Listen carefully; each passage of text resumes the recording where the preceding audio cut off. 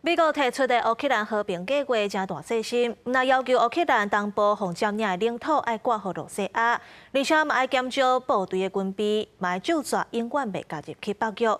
虽然乌克兰强调因也未接受任何条件，不过罗西亚总统普京已经呛声，讲乌克兰若唔答应，战争会搁拍落去。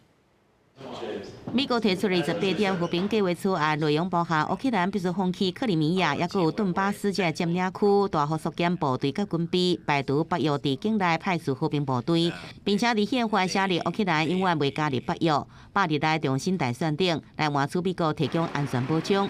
罗西亚是甲欧洲签署互无侵犯的条约。 并且会用重回八大工业国，搁再转来到国际社会。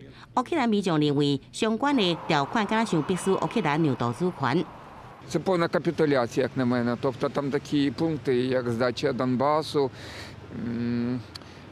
признання другої російської мови. Ну, це капітуляція повна.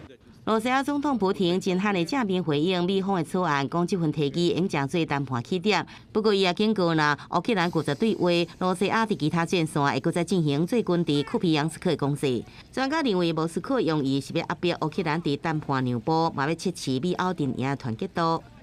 Если в Киеве не хотят обсуждать предложение президента Трампа и отказываются от этого, то и они, и европейские поджигатели войны должны понимать, что события, которые произошли в Купянске, будут неизбежно повторяться.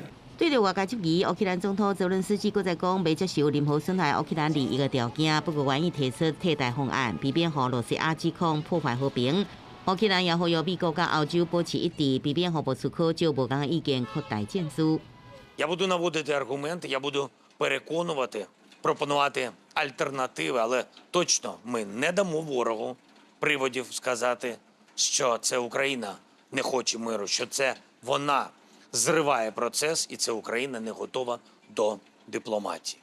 乌克兰罗西亚战争已经继续3年多，和平方案虽然受到大家的关心注意，不过各方立场差距依然明显。安怎伫主权、领土甲安全中间找到平衡，会决定这份美国主导的计划是毋是法度真正来推动停火。公视新闻，陈伟林、钟建光编译。